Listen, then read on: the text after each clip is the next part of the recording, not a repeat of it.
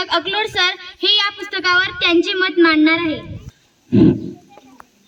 नमस्कार।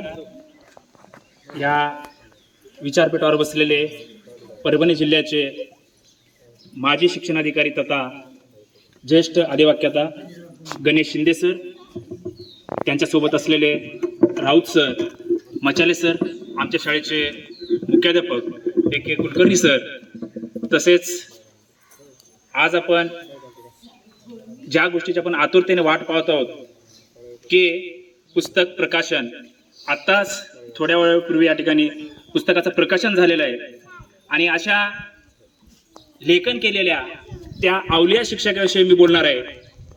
ते गेल्या 18-19 वर्षापासून अगदी आदिवासी वाड्या वस्त्यावर त्यांनी शिक्षण क्षेत्रामध्ये काम केलेलं आहे। तेथून आपल्या जवळच असलेल्या या परभणी जिल्ह्यामध्ये त्यांनी शिक्षण क्षेत्रामध्ये काम करत आहेत।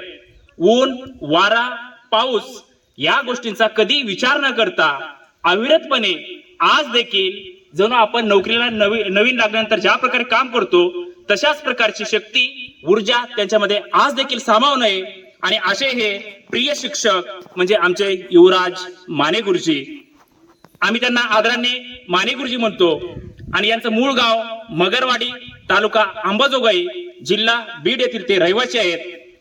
आणि त्यांनी इयत्ता पहिलीपासून या जिल्हा परिषद प्राथमिक शाळा पारडी या ठिकाणी विद्यार्थ्यावरती अनेक प्रयोग केले, अनेक उपक्रमाच्या माध्यमातून त्यांनी विद्यार्थ्यांना घडवत आहेत व घडलेले विद्यार्थी देखील आहेत।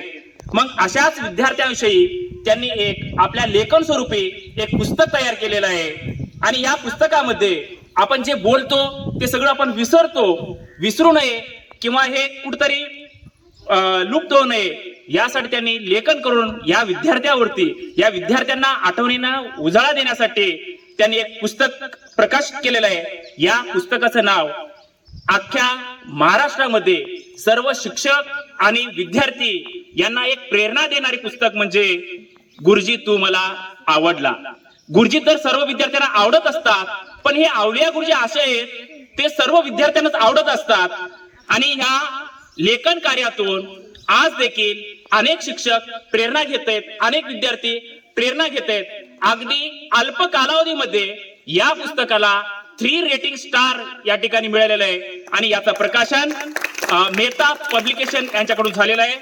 आणि यांच्या पुस्तकामध्ये अनेक साहित्यिकांचे प्रतिक्रिया आहेत।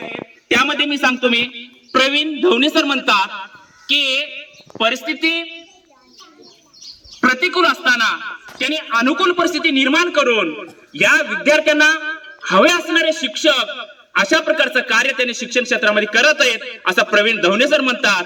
आणि त्यानंतर ज्येष्ठ साहित्यिक इंद्रजित भालेराव सर म्हणतात की या तांड्यावरचे विद्यार्थी या शाळेत येत असतात, त्यांना शिक्षणाची गोडी नाही आणि त्यांना गोडी लावण्यासाठी युवराज गुरुजींनी त्यांच्यावर भरभरून प्रेम करून या विद्यार्थ्यांना शिक्षण प्रवाहात आणण्यासाठी अनेक प्रयोग, अनेक उपक्रम करून या विद्यार्थ्यांना त्यांनी घडवलेले आहेत। जणू आजच्या या आधुनिक युगामधले ते जणू काही सावित्रीबाईच आहेत अशा प्रकारचा उल्लेख त्या ठिकाणी इंद्रजित भालेराव सर करतात। आणि असंही म्हणतात की विद्यार्थ्यासाठी वेड्यांचे सोंग करणारे साने गुरुजी, विद्यार्थ्यांना काळीज काढून देणारे साने गुरुजी आजच्या ह्या विद्यार्थ्यांमध्ये आमचे ते माने गुरुजी दिसतात। आणि आदिवासींसाठी काम करणाऱ्या ताराबाई